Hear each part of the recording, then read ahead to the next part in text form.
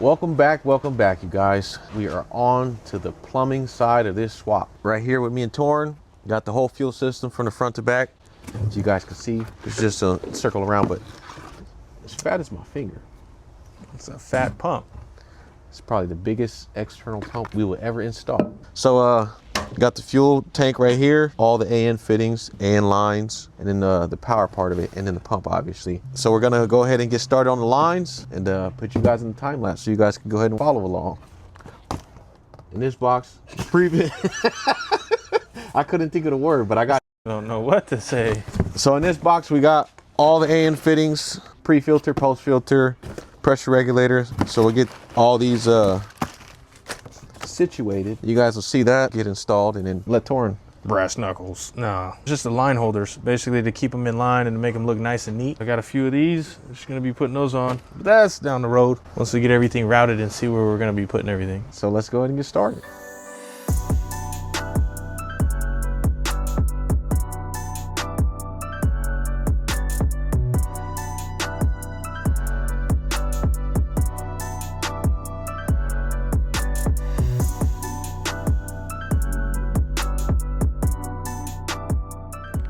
Show you guys after. Got nylon screws back here for the pump to the plate. Solid, ready to go. We'll put it on the back of the tank. Sit like that. You sit nice and pretty. On to the next. All right, so we're gonna put the fuel tank up. That way we can size the lines precisely, and we'll go from there. So we'll get this going, and you guys will see after.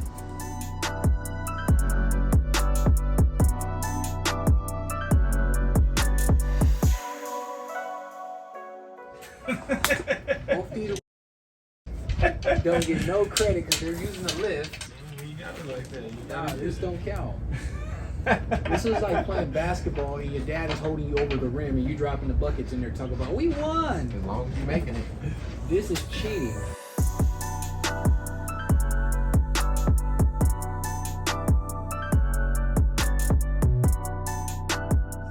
Welcome back, y'all. A bazooka stick. Wooey! There's different ways to do it. I wanted to get the cutters, but couldn't get the cutters. So using the grinding method, supposed to clean it out, but I got a little mechanism I made. Get some wire, get a shop towel, put electrical tape around it, and then you pull. That didn't work. Broken. Good thing that didn't happen in the middle. All right, we'll be back for the new version 2. We'll try this again. You didn't even have it in the hose. I forgot to put in the hose first. We're gonna be on take 3. So now, gotta look like, what's that sport called? Badminton? Got that going on, so we'll try that out. Now you can pull. Hopefully it don't get stuck. You better pray that it don't get stuck. Look, just clean out the whole thing.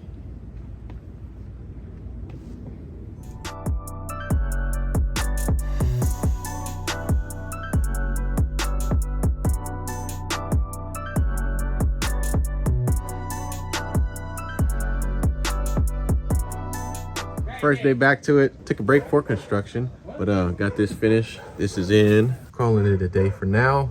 We'll be back tomorrow, so we'll see you guys in the next clip.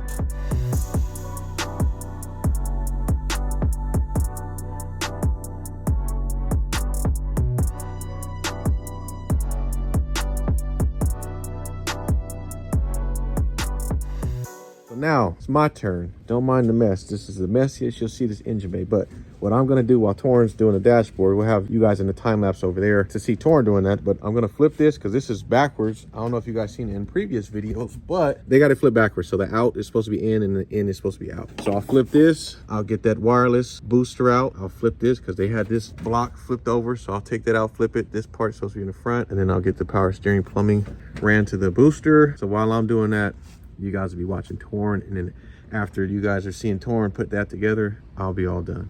So I'll get to it right now, and you guys are going in the time lapse.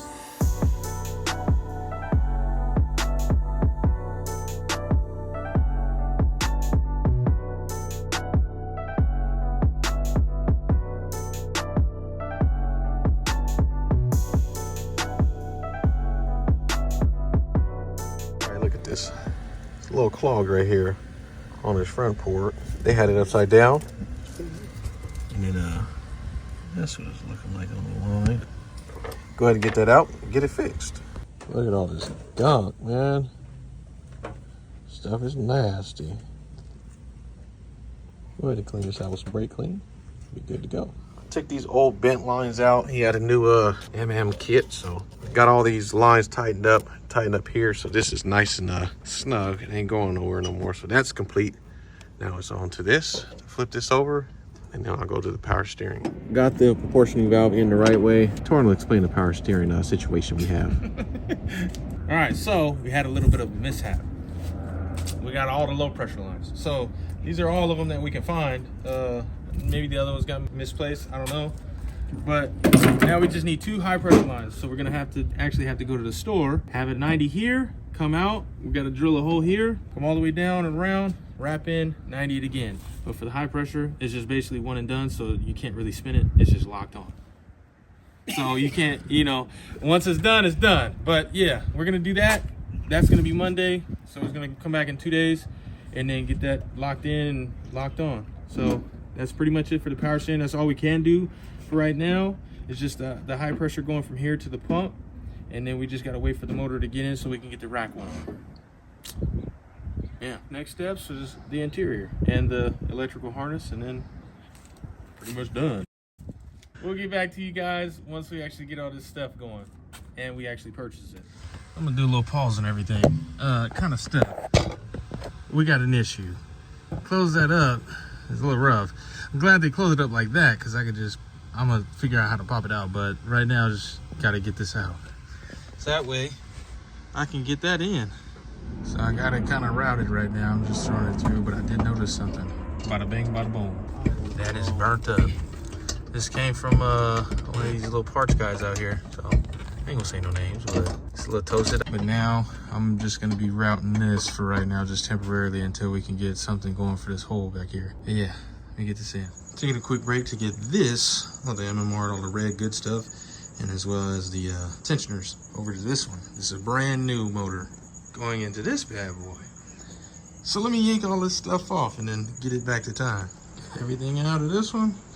It's just time to get everything off of this one. Swap it over to here. Didn't want to have to retime this, but ended up having to retime it. So, but I got everything off. Now just to put it onto this one should be good. Then call it. Boy, oh boy, this was taking a little minute, but figured it out. All right. You don't have no pins, man. He has the Boss 302 ones. So I had to, you gotta deal with what you got. It works, baby. This is perfect. This is what you need. Compress it, lock it in. Now we're about to tighten it down. Watch this. I forgot to record the little pop out. So, yeah. And like that, it is the next day. I forgot to record last night, so I came back over. It's done. Dirty motor, new motor. This is a brand new one. Brand spanking new from Ford, boy. Had to put the timing stuff on, the components, the oil pump, the gears. It's locked in place, timed, and ready to go. You gotta go into this one, and then this one's gonna go into the 2020 over there. And yeah, look at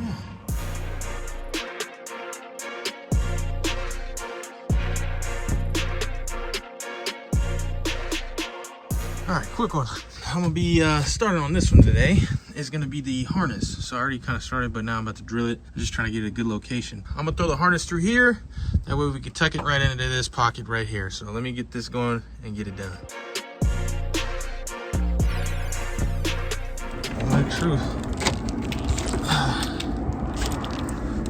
That's beautiful. Lock this in up top. Oh, this is beautiful. Good job, view. Oh my goodness. It's so perfect. Well, that's done. Now, on to the other side so I can get the computer harness on. All right, here we go. Time to fuse these bad boys together. Put it up in there, see where we're at.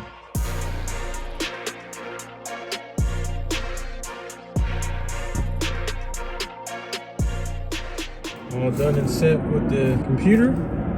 Locked it in place. Now it's just time to route. Well, all right. It's starting to look like a car almost. Look at that. Hose is hooked up. Oh, and just to let you guys know, these hoses are expensive, boy. It ain't even just the hose. The hose was 50 bucks, but the actual fittings, boy, that was, I think they were 50 bucks a pop, each fitting. So in total, just this hose to go from here to the back, $172. Well, and of course, there's another fitting that we got, which is like 30 bucks. So it's about 140. We needed a fitting for the rack. But yeah, today, it's light work. I'm gonna be drilling for this and get this going. All right, so backtracking. Gonna be taking out the air box so that way we can get behind it. So we had to take the dash back off and then yank this out. So now I'm gonna move this, get it out of the way so that way I can access where we need to drill at. All right, that it is done. That is a 3-inch hole. Let's see if the harness actually throws through, and then we should be able to find a grommet. Starting to look a lot like a car. Oh my gosh, look at that. Now we just need that grommet like I was saying, so that way it's sealed. That's pretty much it. Tied up here, lock it in place, up and around, away from everything. We got all these extra wires. This is for the MAF and alternator, so this is gonna reach underneath the car. So this is gonna go up and over here, like this, exactly like that. Boom. I'm gonna try to see what we can do on the inside because we have it all apart, man, and it's looking like how it came. It's just everywhere. But I got the airbox out. Now I'm gonna just put it in, kind of like lay it in and see how it fits with that. And if that fits in there, we're gonna lock this in place. And it is in there, locked in place. That's one with the car, but we did have a little bit of issue. I had to flip it over and turn it sideways. Now that is where the kick panel is gonna go, but I'm gonna leave it loose so that way I can give them an option to either leave it there or throw it in the glove box. I usually do it right there only because it's accessible for one, and two, it's not in your glove box really, so. Yeah, but you can customize your kick panel. You can either get one off the LMR, just cut one, slide it on, or just leave it and just have it flap kind of over. But yeah, it wouldn't fit in there. It was too big. So I thought it was perfect and perfect size. But there's this, that lip right there, right in there. You can cut it, but I didn't want to do too much with this airbox. So now we just gotta start throwing everything up and over towards the inside of the car. Well, that's it for today. That was cut short. Can't find the pigtail that's supposed to be here. We had 2 different harnesses and boxes and stuff, so I cannot find it. I just can't. So I'm gonna just call it today. But yeah, until we can get back on this, we'll be on break. That goes there, and then I already got it connected. That one's tight back there. I just gotta tighten that part of it, and then we'll have to do this one to the rack, and then this little one. So that's pretty much squared away. And now I'll get to the wiring on this today. It's power negative, and then it should be a switch.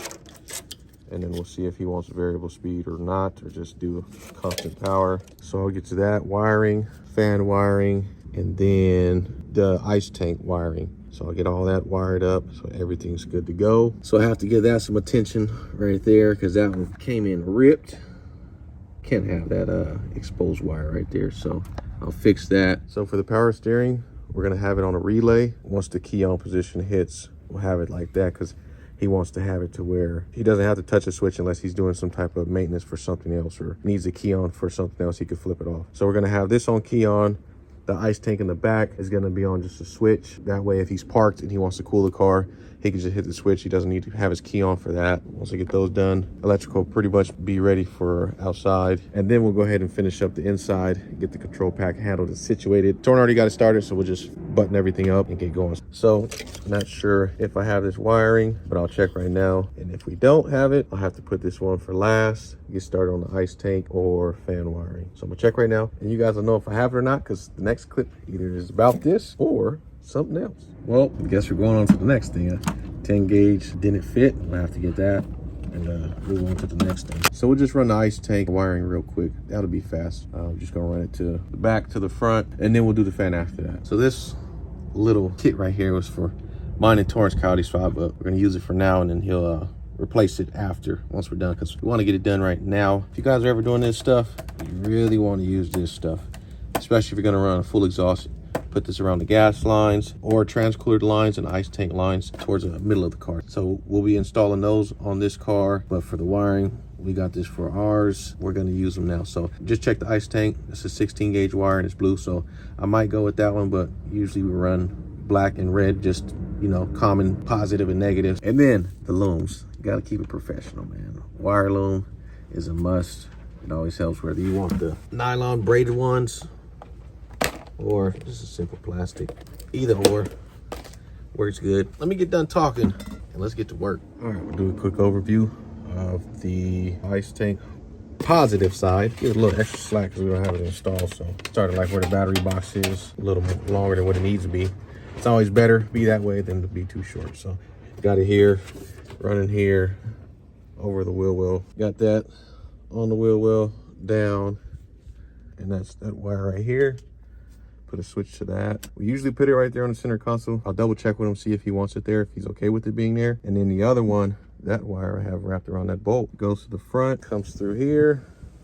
And then I got a little longer because not sure if we're gonna put the positive side under here, here, or here. So like I said, always good to be a little longer. So that's done. Got to run the negative. We'll do the negative later. So for the ice tank pump, I'll check and see what the amps are for the actual pump itself, and I'll put a fuse on that so we don't burn that out if something goes wrong. So onto the fan side we go. So now we're onto this side. The guy previously only mounted it one. He hooked it in there. I'm probably gonna move it over so we can mount both just to have it good to go. But this right here is a continuous duty solenoid, and with fans they draw a lot of power. So this is a 100 amp right here. So basically this is the positive side coming from the battery. This is a ground, and this is a trigger wire, and then these go to the fan. So I'll work on this right now, and then this one goes to a fan trigger dial, and that is this thing right here. So look at it right there. When you're running AC, it prevents backfeed. So you have the AC trigger wire here, fan trigger wire here, and it'll go out to this one. And then from there, that'll tell this side to turn the fans on without giving any feedback to the AC side or vice versa from the trigger wire. So we get the fans connected, obviously from here to each fan, and then we'll put the wires on there.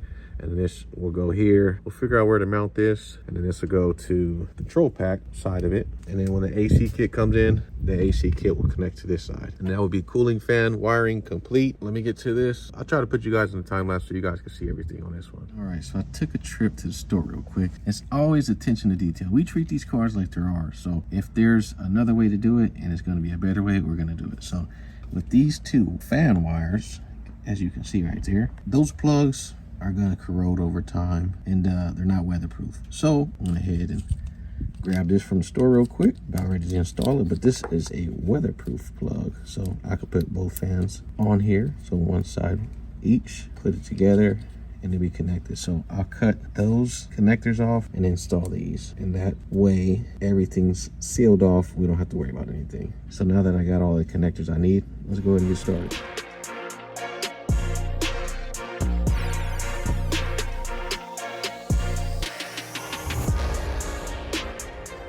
This right here is a problem. Got the ground wire exposed, positive wire exposed, so I have no choice but to cut this. But within doing that is like just keep it like this and have the plug there. I didn't want this to show. I guess I could still do it. Just probably have to lean more towards the driver's side. When the wiring is that way, I wanted it to lean more this way, but I can't do that because of this.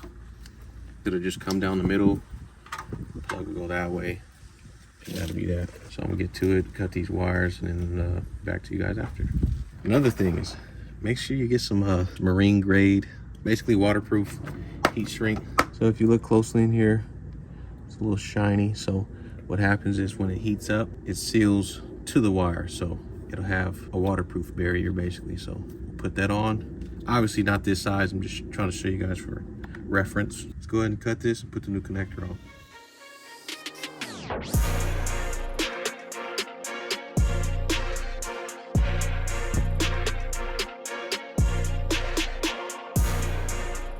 We are complete.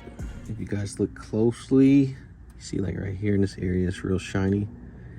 It's shrunk, but it leaves like a clear film behind. So same right here. That right there is to seal the water out. That's what it looked like if we didn't loom it.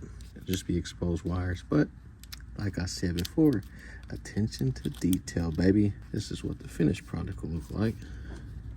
Go ahead and throw some electrical tape up here. So I'm gonna do that right now and be done with this part of it. That taped up. I'll put this wire loom on that side going that way, so it'll look just like that. Once it's done, I'll get a little push pin right here, lock it in, it'll be good to go. Man, that's gonna look good. Got everything done. Wanted to get it up in the air because I'm about to head out. We'll get back to this tomorrow, but like I was saying earlier, attention to detail. You guys seen it firsthand, okay? So look, I made an honest mistake. Tomorrow I'll fix it. You see how I got the female connector to the fans? I want to have the male connector to the fans. So this one could be mounted to the car. So it'll be part of the harness. It'll come right here. And then if he wants to take the radiator out for whatever reason, he's able to just pull the plug out. So this should be flipped this way. So instead of this going to the fans, this should be to that solenoid, and then this will go to the fan. So you could just pull this out and be good to go. So even though that was complete, I'll restart tomorrow. Everybody makes mistakes, no matter how long you've done things. It happens. It's all on you to fix it after you've seen it. So that's what I'm gonna do, is I'll fix that tomorrow. So you guys will see it right now. And bam, just like that. The luxury of videos, you don't have to worry about real time. We do. So got it to where pigtails backwards. I'll cut the rest of this off next to the wire, but got everything soldered, heat shrink. Now I'm gonna put the loom on. That'd be good. And that right there is a perfect example of attention to detail. So let's move on. Fan wiring is complete.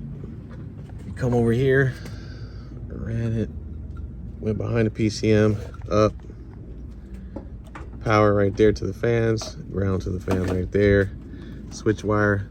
This one we're waiting on the AC kit to come in, so that'll be finished when we're done. But if you guys look closely, these are the weatherproof connectors. So when you heat shrink them, they do the same thing as the actual heat shrink tube that I showed you guys earlier. So these are weatherproof. We're just waiting on the power wire so we can run it from the driver's side to here, and then that'll be complete. And then this ground wire, got it over there. I'll check the diagram and see the amperage of the fans, and then that'll determine how big the wire is over here, and then I'll match the ground. Right now it's 10 gauge, it's bigger than 10 gauge, then I'll do that, but if not, then 10 gauge is already there. So that's complete, minus positive wire, the AC switch. Other than that, it's all good to go. This one, I'll probably unplug this and strap it under here, that way it's out of the way. Don't have to worry about tension being on the fan wire. Let's move on to the next section. Found it. This was buried into one of the boxes. The box is at the bottom, then I had to scour through the bag or through the actual box, but I found it. So let's get this interior plugged in. Yeah. I guess the harness is done. They're routed, tied everything up. Now it's just getting these wires where they need to be, so that way we can tap it into the original harness. That's about it. Now while he's doing that, he ran the switch for the fuel pump. So I'll go ahead and connect that to the inertia switch. Then I'll connect that to the fuel pump wiring kit. So I'll get going on that real quick. It was wrapped up, done. Got my little RC soldering kit right here. Ties in, holds on to the wires beautifully. Took like 2 seconds. That was it. Now that that's done, I can just take it off. We're finished with that. Now we gotta find out where the shifter ones are gonna go. For those who don't know, this is an inertia switch. So if your car gets hit, this little red button goes up. If you don't know, now you know. But we basically like to keep this in line with whatever we're running. So in case you do get in an accident, power gets cut off to the fuel, and then we do a rollover valve for the gas tank so the gas don't get out. So safety, safety, safety is the main concern we have. So right now, I'll connect this green wire from the control pack to that green wire. Then this will go to the relay. So I'll go ahead and get going on that and get back to you guys soon. Another thing that has to do with safety. Battery box is relocated in the back. We have the filler neck right here. We're gonna put it, no, I'm just playing with you. You'll have the screw Bluetooth right there, but we were just talking right now, me and Torrin. Instead of putting everything right here and having it close to this, you wanna keep it as far away as possible, but they set it up like that where it has to be close to the battery if you're in the front. So with us being in the back, we'll put this on the driver's side. The excess we have over here with this, we'll just run that to the battery and do it that way. So we'll go ahead and get these two mounted on the driver's side. Show you guys after. Ran all the way behind here, behind here, behind here, down in there. You had a hole already there, so we just made it a little bigger. Had a couple holes there, but made them bigger. Ran it to the fuel pump, and now we're onto this one. So this should be going to the battery, but short now since we're putting everything on this side. So the wire we had extra, we cut from this run, cut the positive out, crimped it, got some heat shrink. Get that on there, put it on, and I'll run this along here, right there to the battery box. That will be ready for the battery, and that should be good. We just have to do the inertia switch. We got the relay from the fuel system on the inertia switch, and then the control pack on the other side of the inertia switch, and that will be done. And then we'll just have to do the actual wiring to the fuel pump on the underside. I'll finish this up, and I'll call it a day. Should finish up tomorrow, and we'll get back to that right now. Just like that, we are complete. Torn got the negative to go through. We like to go with the quad shock for the ground part of it. seems to be a solid one that we use. Inertia switch is done. This wire right here behind the positive connected to the other side of the inertia switch, soldered them in, looking real good back here. Everything up here is complete. Now we just need the positive part of it. That's no biggie, we'll worry about that a little later. So with that being said, my day is complete. We'll be back at it tomorrow. See you guys then. All right, y'all, we didn't have enough space on this video, so it's gonna be another video to continue the wiring and the plumbing part of it. So hope you guys learned something and enjoyed it. So we'll catch you guys on the next one, and you already know what time it is. Stang D. We out.